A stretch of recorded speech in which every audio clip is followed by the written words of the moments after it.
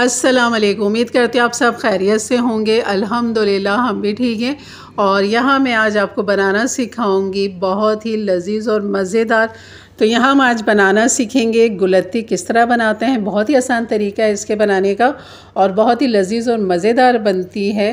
तो हैदराबाद की बड़ी फेमस है ये रेसिपी, तो ज़रूर वीडियो को एंड तक देखिएगा। और इस रेसिपी के अंदर ज़्यादा चीज़ें भी इस्तेमाल नहीं होती हैं, सिर्फ जो इसमें ज़्यादा जो हमारे इस मीठे के अंदर जाता है वो है खोया। खोया का इस्तेमाल इसमें ज़्यादा होता है, लेकिन उसका भी एक तरीका है इसमें इस्तेमाल करने का। पीला जर्दा आपने सबने खाया हुआ है और गुलत्ती भी यकीनन आपने खाई होगी, लेकिन इस गुलत्ती के अंदर जो छोटे छोटे ज़र्रात नज़र आते हैं तो ये होता है खोया। तो चलिए बनाना शुरू करते हैं। बिस्मिल्लाहिर्रहमानिर्रहीम। यहाँ पर सबसे पहले मैंने 1 पाव सेला चावल ले लिया था, जिसको तकरीबन 3 घंटे के लिए मैंने भिगो दिया था। 3 से 4 घंटे भी भिगो दें, 2 से 3 घंटे भी भिगो सकते हैं। और यहाँ पर चावल को जो है हमने जो ख़ास ख्याल रखना है वो है फुल डन। आपने यहाँ पर चावल को फुल डन करना है, 1 कनी 2 कनी बिल्कुल नहीं छोड़नी है आपने। और आपको अगर महसूस करना हो तो हाथ से दबा के भी कर ले। तो चावल जैसे हम दबाएंगे तो बिल्कुल मैश हो जाना चाहिए, उसमें कनी नहीं रहनी चाहिए। अगर आपकी कनी रह गई, चावल खड़े खड़े रह गए, तो यकीन करें फिर आप जो है ना चावल को गलाते रहेंगे और वो गलेंगे नहीं, वो ऐंठ जाएंगे। ये होती है कि आप कहते हैं ना कि ऐंठ क्यों जाते हैं या अकड़ क्यों जाते हैं। वजह यही है कि हम चावलों को फुल डन नहीं करते, इस वजह से वो शीरे में जाके वो ऐंठ जाते हैं, सख्त हो जाते हैं। तो यहाँ पर मैंने ले लिया था असली घी तकरीबन 3 टेबल स्पून और यहाँ पर इलायची 4 अदद डाल दिए। ये खोया मेरे पास भुना हुआ खोया मेरे पास मौजूद है, लेकिन आपने जब खोया डालना हो, जैसे कि बाज़ार से लाएंगे तो वो सफ़ेद होगा। यहाँ पर आपने जैसे मैंने इलायची डाली है तो यहाँ पर आपने खोया डाल के उसको भूनना है। तब तक भूनना है जब तक ये खोया इस तरह भुना हुआ ना हो जाए। तो यहाँ पर मैं 1 पाव के हिसाब से आपको पूरी रेसिपी दे रही हूँ। तो यहाँ मैंने 1 कप ले लिया है दूध और यहाँ पर तकरीबन 1 पाव चावल है तो 1 पाव ही चीनी जाएगी इसके अंदर। और घी का इस्तेमाल मैंने यहाँ पर कम किया है, आप चाहें तो इसमें 2 से 3 टेबल स्पून और भी डाल सकते हैं। और असली घी में बनाएंगे तो ये बहुत ही लजीज और लाजवाब बनता है। असल जो इसकी रेसिपी वो यही है कि ये असली घी में ही बनता है, नहीं तो आप नॉर्मल घी से भी बना सकते हैं, इसको मक्खन से भी बना सकते हैं। जो आपको पसंद हो उसके साथ बनाइए और इन्जॉय कीजिए। यकीन करें बहुत ही लजीज बनती है ये।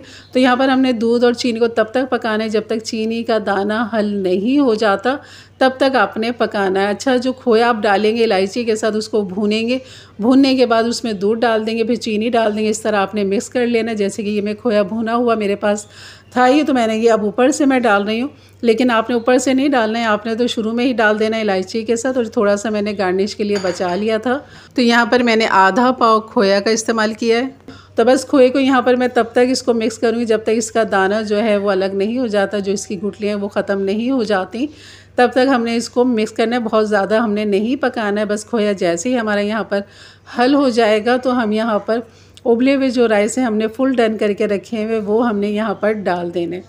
और यहाँ पर जो आप दूध की जगह 1 कप पानी भी डाल सकते हैं, बिल्कुल कोई फ़र्क नहीं आएगा जायके में। बस दूध से ये होगा कि थोड़ा सा आपको थोड़ा सा मामूली सा फ़र्क महसूस होगा, लेकिन अगर आप 1 कप पानी डाल देंगे उससे भी बहुत अच्छी हमारी गुलत्ती बन जाती है। तो बस यहाँ पर मैं ये बॉयल राइस जो है मेरे फुल डन, ये मैं यहाँ पर डाल दूँगी सारे। और यहाँ पर इसको खूब अच्छा सा करना है मिक्स। और मिक्स करने के बाद फिर हमने इसको दम पे लगाना है। और किस तरह दम पे लगाना है ये भी मैं आगे आपको बताती हूँ। और यहाँ पर बस चावल जो हमने रखे थे, ज़ाहिर थोड़ी सी गुठलियाँ बन जाती है, तो उनको मतलब अलग करते हुए इस तरह हल्के हाथों से मिक्स करना है ताकि चावल का दाना टूटे नहीं, क्योंकि ये गले हुए हैं, पके हुए, बिल्कुल फुल डन हुए हैं। तो आप यहाँ पर बासमती राइस से भी बना सकते हैं, लेकिन उसे बहुत संभालना पड़ेगा। सेला का ये है कि ये बहुत मतलब के हाथ में बैठ जाता है और ये जल्दी नहीं टूटता दाना इसका। तो यहाँ पर मैंने इसे कम से कम आधा घंटा या 25 मिनट मैंने इसको दम दिया है और बीच में भी एक दफ़ा चेक किया था।